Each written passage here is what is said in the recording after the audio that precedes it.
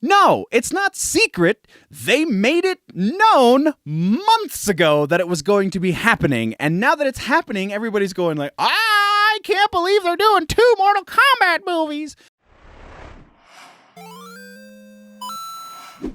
All right, nerds. Actually, a pretty well-rounded episode. The 2 anemic sections today are TV streaming and movies, which is weird because, well, I guess technically comic books is, but if you compare comic books in today's episode to previous episodes, it's pretty robust. Anyway, thank you very much for joining me. We are going to talk about nerd news right after we talk about an intro.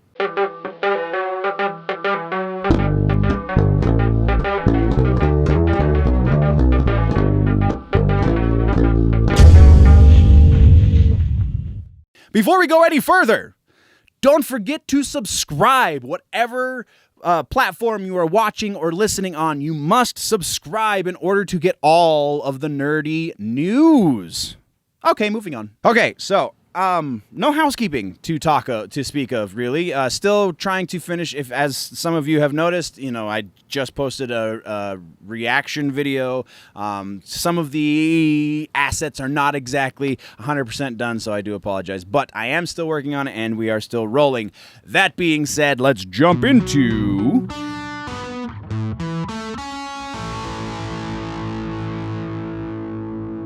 music news. We have a follow-up that isn't technically a follow-up, but it's been going on for so long I had to put it in the follow-up section because it's really just going to be a real quick thing, and that is Sebastian Bach versus Chris Jericho. Children, can we please just stop? Sebastian, you haven't been relevant since you were on The Gilmore Girls. That's right, Sebastian Bach, Mr. Metal himself that is so opposed to anything fake, was on a sitcom written for children, for female children at that. So I don't think you have a whole lot of ground to stand on when you're making fun of Chris Jericho for being a professional wrestler. Chris Jericho, stop feeding the trolls. Okay, are we good? We're good. Let's move on. We're going to talk about actual news now. We have a new album release from NoFX. Fat Mike and the gang have given us a new record called Single Album is the name of the record, which is very weird. It's just the naming conventions, but it's Fat Mike, so you kind of can't really fault him too much because it's Fat Mike. But it does feature the new track Linewleum, which is a tribute to a song that they did that everybody covers apparently. It features the guys from Avenged Sevenfold, which is also pretty freaking cool. Go check out. I'll put the link to the video for Linewleum down in the description section, whatever. And yeah, check out the rest of the record because it's NoFX and you got to. Next, we're talking about another fallout from the 6th. Oh, the lead singer for King 810, which is a band we've done a number of reaction videos to on the channel, was found at the Capitol on the 6th with the rest of the rioters. But there is kind of a silver lining here. It's not necessarily that he was there to riot. He was there, and he has evidence to support this. He's got the receipts, as they are wont to say these days.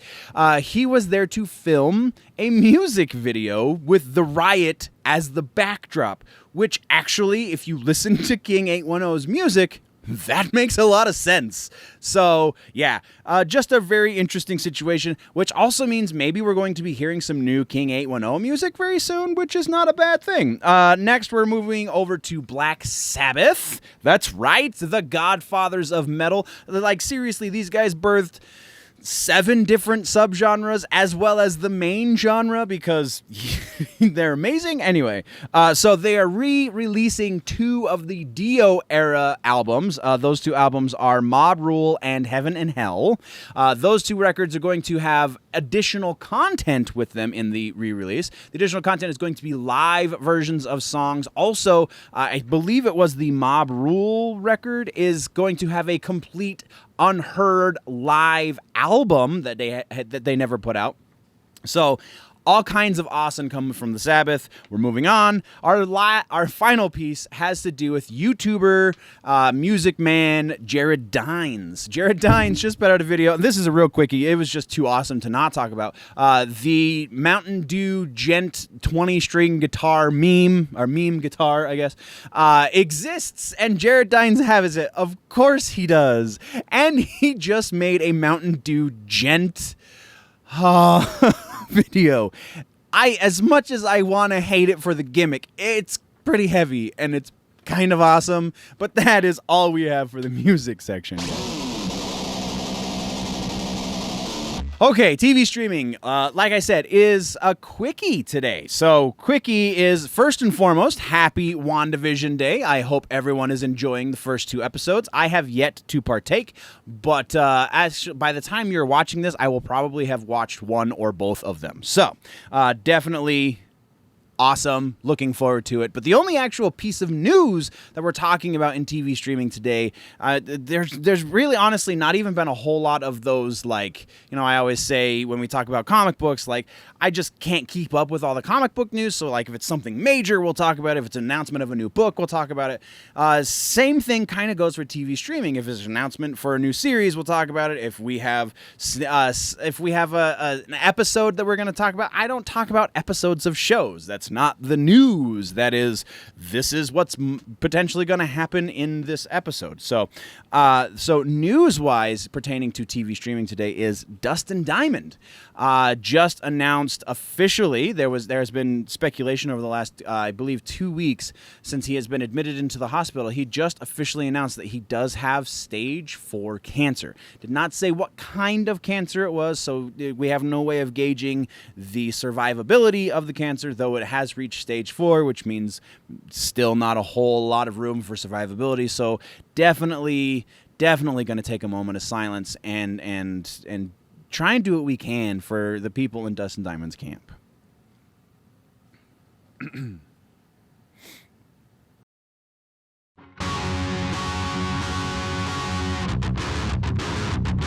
Okay, so kind of feels weird coming out of that, doesn't it? We are moving right along to movies. In the movie section, we have one follow-up, and it has to do, again, with freaking No Time to Die. The newest James Bond movie that has not happened yet is being moved sometime in autumn. One report says that they heard a date that was in November, so they're moving from Easter to Thanksgiving. But that I have not been able to substantiate, though plenty of places are talking about the move. So theoretically, this is a rumor at the moment, but I just feel like it's coming from enough sources, it's coming from enough reliable sources that it's only a matter of time that we're going to get an official announcement. So I'm reporting on it as news because, honestly, as I'm talking to the camera right now, they could be making it official. So, our next piece of actual news has to do with Disney. They are starting to show their first signs of following WB's footsteps. Their new movie, Nomadland, is going to get a simultaneous release. This is the first time that a I don't think Soul went into theaters, did it? It just went straight into Disney Plus, just like Mulan didn't go into theaters, except for in, the Chinese markets and stuff. But as far as like Europe and the US, I'm pretty sure it didn't go into theaters. Anyway, so either this is the first time they're doing it stateside, I believe, or the worldwide, the first time they're doing it. They're doing a simultaneous release onto Hulu, though, because apparently Nomadland is not as family friendly as most of the rest of their stuff. So just an interesting sign of the times. No official announcement as to the future of releases, but right now, that's the way it looks. Next, we're talking about 2 pieces of news dealing with Mortal Kombat. The new Mortal Kombat movie is starting to ramp up the hype machine. Louis Tan, yesterday, as I'm filming this, said something on his Twitter saying that tomorrow is going to be epic. And today has happened. Everyone was speculating that it was going to be a trailer. So far, I believe all we have seen is Entertainment Weekly's sneak peek coverage of the movie, which, don't get me wrong, is kind of amazing, but not exactly a trailer. So you can see online, I'll see if I can throw some up on the screen for those of you watching me. You can see some new production stills, and it looks amazing, and so far so good, but they still have that Cole Porter character, which is a weird thing, but as we get closer to the movie, I'm sure we will do a much deeper breakdown on what we know so far. The other piece of movie news for Mortal Kombat has to do with the animated movie, which we announced when it was announced, I believe, in November, maybe even October. And now that they're releasing, that we have some casting calls. We don't exactly have casting announcements. We do have casting calls.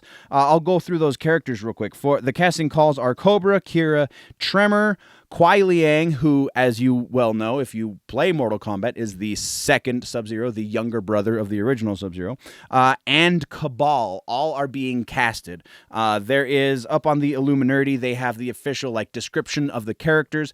This is, again, the animated movie, so it's not like we're looking for people that look like this. We just are looking for voice sounds, right? So... so that's the actual news. And then the other piece of this is every other major news outlet is reporting oh my gosh, is there a secret animated Mortal Kombat movie in the works?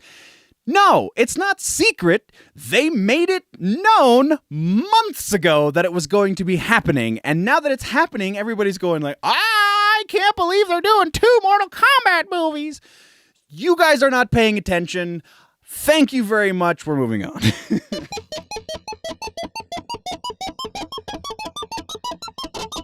Now let's talk gaming and tech. We actually have a couple of things of both. First off, we are talking about a tech piece from Fender. Fender Guitars has a new, what is the word that they use? Personal amp. It's not a practice amp. It's not a tiny or micro amp. It is a personal amp, which is basically a thing you plug into your guitar that then has a headphone jack that you can listen to yourself play in your ears, which is kind of cool. I don't think that in the heaviest time of my musical writing career that I would have used it necessarily, because all of my effects pedals that I use and stuff all have headphone jacks, and that serves the same function. And I was never really guitaring on the go, so but I can see that there is a market for this, even though I probably wasn't it. The really cool thing about this new thing, it's called the Mustang GTX. The really cool thing about this is it has Bluetooth capabilities, which means not that necessarily you can use Bluetooth earbuds, but you can stream stuff into the device that you can then play along with in the through your guitar. So that's pretty cool for practice purposes and such. Our next piece in gaming and tech is a gaming piece, and that is for Apex Legends. The new patch notes can be found if you follow the link in the description.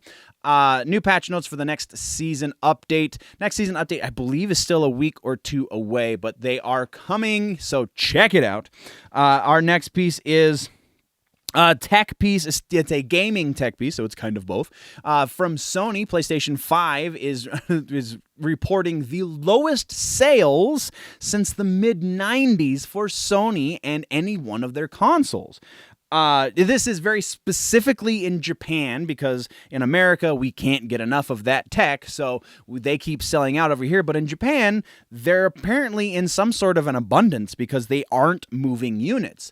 It seems all of the early adopters have gotten theirs. The PlayStation 4 is still technically outselling the PlayStation 5 in Japan, so that's a really interesting bit of trivia. Just a really strange situation. Probably will be different in a couple of months, but right now is very, very upsetting for Sony. Our next and our final piece has to do with Resident Evil. The Resident Evil 8 hype machine is in full effect, and as a part of that, they're now teasing something that looks like something that may or may not be directly correlated with Resident Evil 8. What am I talking about? So this year celebrates 25 years of the release of Resident Evil 1, and as a celebration, they are talking about doing a multiplayer game. If it's an add-on to RE8 or if it's a standalone piece is very much still murky waters. So as more comes out on this, we will be covering it. But it is worth a note that the link to sign up for the beta for the multiplayer game does exist on the RE8 page. So It kind of implies that they're going to be related, but none of the vocabulary used on the beta sign-up page implies that it has anything to do with RE8. So it's a very strange situation. So multiplayer coming to Resident Evil 8. I guess that's the long and the short of that one. And that, ladies and nerds, is the gaming and tech section.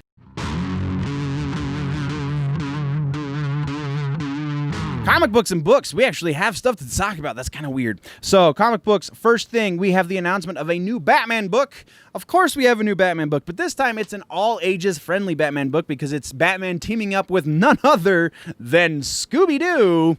That's right, Scooby-Doo. It's Batman and Scooby-Doo Mysteries. It looks like each issue, and there's going to be 12 physical issues and 24 digital issues, and it's going to be digital first because that's the way it goes. So each physical issue sounds like it is going to be a solitary story. It's going to be a complete story unto itself. So they're going to be larger books, which is kind of cool, but they don't kind of play into each other. So it feeds into the episodic nature of Scooby-Doo, which is also kind of cool.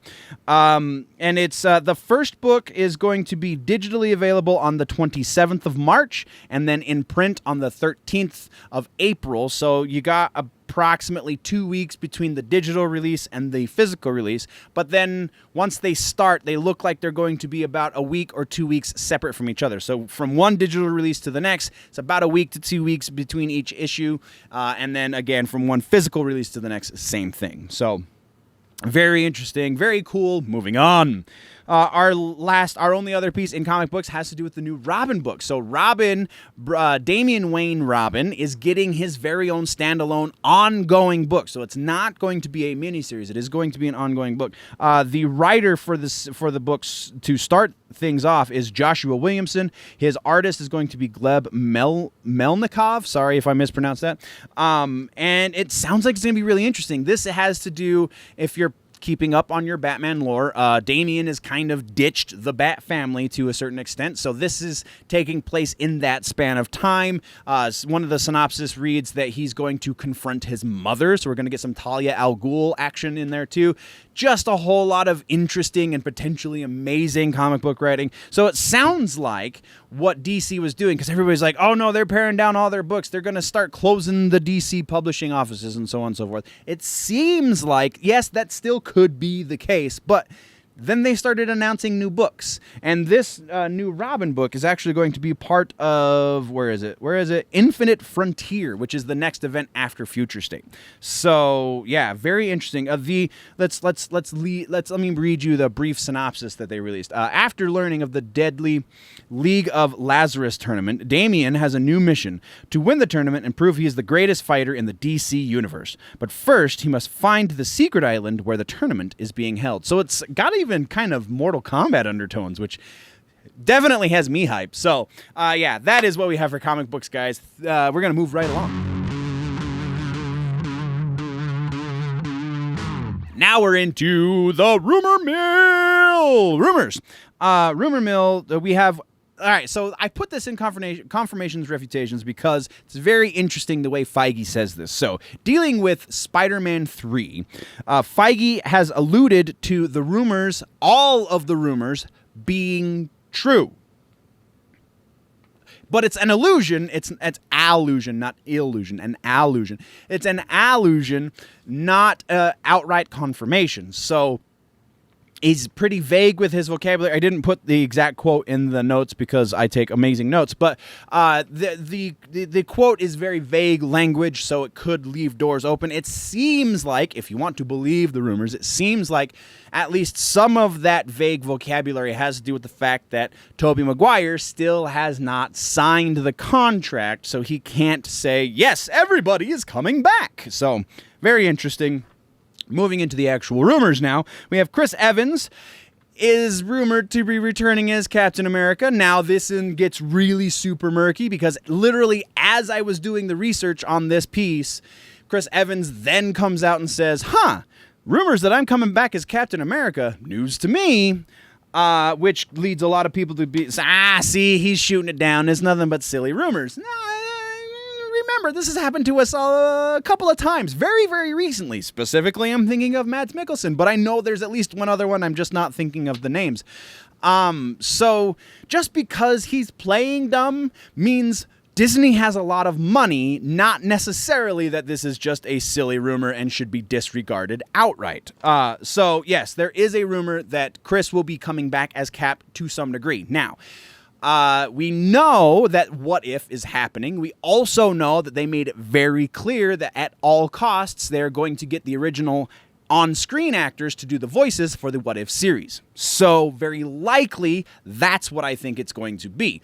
Now, is he going to be on screen? That's where the speculation comes in. There is one outlet reporting that they're hearing that he's going to have a similar contract to what Robert Downey Jr. had at the end of his contract, whereas he's not going to do another movie, but he is going to have small bit roles or cameos or walk-ons as Cap for another handful of movies before they officially let him go 100%. That one doesn't seem super likely to me. Honestly, the way this plans out, the most logically is the What If cartoon. So, percentage that Chris Evans is going to be revisiting the character of Cap in some fashion, I'm going to say 80% that he is at the very least going to be lending his voice to the What If cartoon. Beyond that, I think the possibilities kind of drop off pretty dramatically. Is he going to be on-screen live action? Possibility for that one, I'm putting it about 40%. It's possible, but not likely. So moving right along, we're talking about Mortal Kombat 11. We have some more data mines. So this actually came out, the first time this was data mined was while we were in the off season, and I didn't really cover it because it wasn't from our regular amazing data mine source, the Thinny. It was from somebody else, and I can't remember because I didn't take the notes because it wasn't for an episode.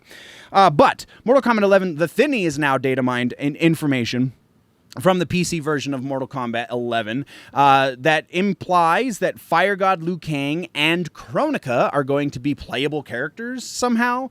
Kind of sort of Fire God Liu Kang is already, so it's a very strange situation. The shout outs to the dude over at True Underdog Gaming. True Underdog, you probably hit this nail on the head because so the information comes from the actual PC, the code on the PC version. And there's also sound clips of the Raiden announcer voice saying their names, Fire God Liu Kang and Kronika, respectively, like they are playable characters, like they are something that you can select in the select screen. So that heavily implies this too. And then part of the code is that they have tower endings and they have select screen, I believe. Maybe it was a BIOS or something. So there is a lot of code here to imply that this is going to happen. But again, True Underdog called it. I think this is going to be for a new game mode, perhaps a new tower style, and not for anything that you can do as competitive online play. So you're not going to be able to play as Kronika in Combat League, or Fire God Liu Kang, the OP version of Fire God Liu Kang in Combat League, or really probably even in casual versus. This is probably just going to be an online tower that you're playing against a computer opponent. So the likelihood that, and there's also the very strange case of the Cyrax and Sector files. So if you would have asked me 2 weeks ago, are we going to get Cyrax and Sector? I would say, yeah, we're getting them as free DLC, as according to a lot of the rumor action going on. Now it seems that might not be the case because their files, because there were files in a data mine a couple of weeks ago, their files have been removed from the game, which is very strange. It's happened before. Joker was one of those. I believe Melina rather was put in and taken out and then put back in. So it's not to say that they're not coming. It's just that they were there and now they're not. So maybe they're doing something with those files that they planted early and they had to pull them out in order to do it. I don't know, but likelihood that Kronika and Fire God Liu Kang are going to be playable characters to some degree in Mortal Kombat 11, 90%. There is way too much there for that not to be the case. And there's way too much there for it to just be a troll from Mortal Kombat, because they do troll us very, very often. So our next piece of rumor has to do with another video game, and then we have another video game rumor beyond that. So Super Mario World, Super Mario 3D World and Bowser's Fury, the Switch edition, which we talked about previously. They just launched a trailer at the beginning of the week. We talked about it in the last episode. It's amazing. If you haven't watched it, go watch it. So in the trailer, there is a grouping of cats, and those cats bear a strange resemblance to playable characters in previous Mario games. Rosalinda, Luigi, so on and so forth. And one of those cats looks like Daisy, who in the Wii U version of this game was not a playable character. Though Rosalinda was, I hear. I don't know, I never played it. But now, because that cat exists, there is a bunch of rumors saying that, oh, Daisy is a secret hidden character. There's really nothing else to go on besides that. But that is relatively strong enough. So as far as percentage that this is legit, you're going to be able to play Daisy as a playable character as a secret playable character in the new Mario game that's coming out very soon. I'll say about 50%. There's nothing really against it, but the evidence for it is fairly weak. So, our next gaming rumor, again, more gaming rumors. This is actually an echo rumor, if you will. So, Grand Theft Auto 6, we talked last episode about the fact that there is a rumor saying that the protagonist is going to be female. And then months ago, there was a rumor that said that we are going to be revisiting Vice City in Grand Theft Auto 6. Now, some of the major news outlets are reporting that this has been confirmed because a leaker who has been very successful in the past, admittedly, but still a leaker, has said that it's going to happen. So it must be true.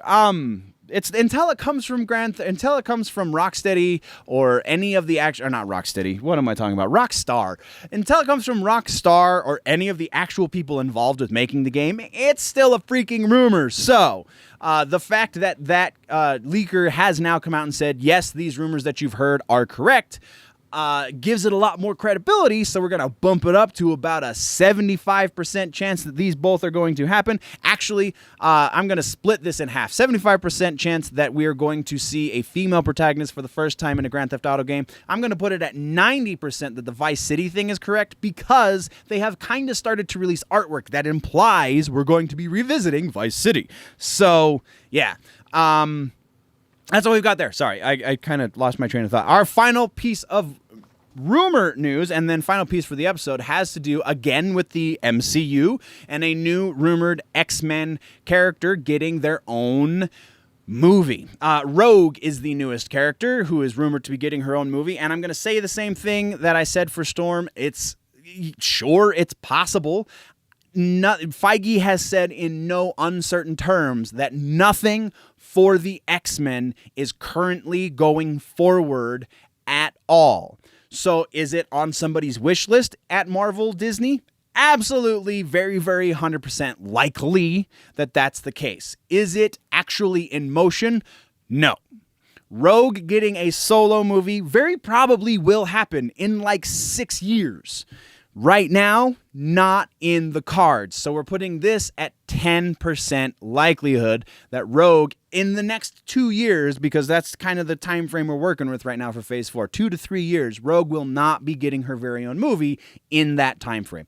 Beyond that, very likely. Right now, no. So thank you very much. That is the Rumor Mill.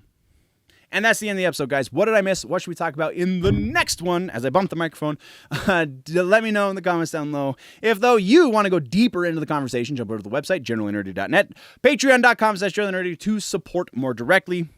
If you're falling behind in your nerd news and you want to catch up on all of the other things, then I don't know. I think it's this side. Yeah. This side of the screen, there should be 2 boxes that you can click. There's a round circle thing that helps you subscribe if you haven't already, because do it. And I'll see you guys in the next one. Before I head out, thank you very much, nerds. Always remember that if it's generally nerdy, it's probably here.